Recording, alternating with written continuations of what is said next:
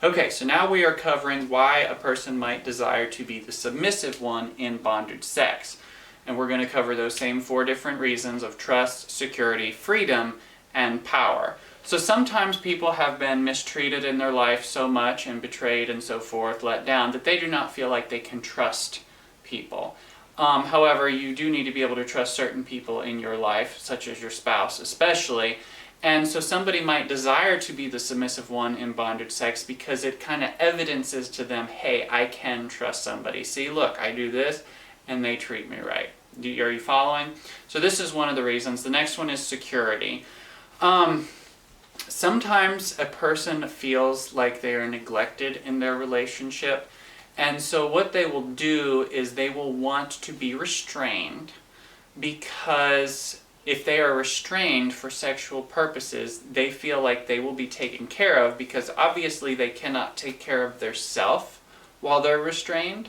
And so it kind of, like, so to speak, forces the other person to take care of them, because, hey, you tied me up and now you're going to take care of me. It's kind of an interesting way of thinking, but it is a real reason that people actually desire to be the submissive one in bondage sex. So we have trust, security, freedom. Sometimes people, and usually it's the personality type where they're in charge, they're go, go, go, they're busy, they wake up, they get the kids off to school, they go to their job, they come back, they get dinner ready, they do the laundry, they this, they that, they everything. If there's an event, they're in charge of it, they're always making sure everybody else is happy. And so what happens is they don't take care of themselves well enough. And so they'll actually desire to be the submissive one in bondage sex, because this is something, well, because it forces them to enjoy themselves. If you're restrained, you can't be busy doing everything. You can't be, oh, but I gotta do the laundry, oh, I gotta do the dishes. So they'll actually desire to be restrained, because now they can't do anything. They have to enjoy themselves, and they're in the perfect position to be pleasured by their spouse. So this is another reason why somebody might desire to be the submissive in bondage sex. And the last one is power. Sometimes people get a sense of power by being restrained because, and this is just a real simple one, but for example, if a wife or a husband for that matter, they might desire to be submissive because they know that it will make the other person really happy. So it gives them, they have power to please their spouse.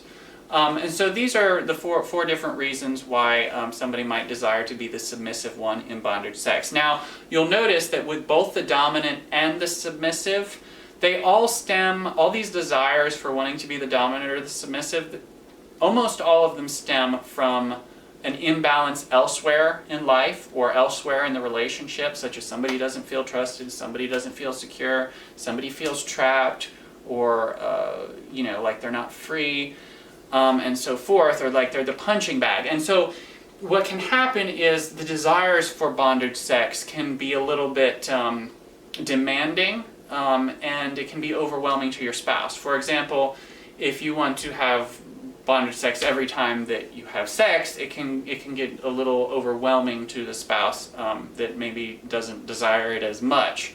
And so it's really recommended that if you have these imbalances in your life that are making you crave bondage sex so much, it's recommended that you deal with these things separately, because then, not that it will remove all desire for bondage sex, because maybe you just like to do it because it feels naughty, and we talked about that in one of the previous presentations. And so it gives you a little bit of a buzz. So it may not be that by getting rid of all these reasons that you're craving bondage sex will make you not want it anymore, but so you'll still have it, but it will be less frequently, which makes it more doable. Once every week or once every 2 weeks is better than for your spouse than every time, because that gets a little bit overwhelming for them. So the last thing I want to say is, if you do decide to practice bondage sex, be careful, because you don't want to cut off blood flow. You don't want to get restrained and then the house catch on fire or something, and then you can't do anything about it. You always want to make sure that you're being safe and that you have a quick form of release, and that in an emergency setting, nobody's going to get hurt or something terribly wrong can't happen. So just make sure that you're careful. Thanks for watching. We'll see you again in the next presentation.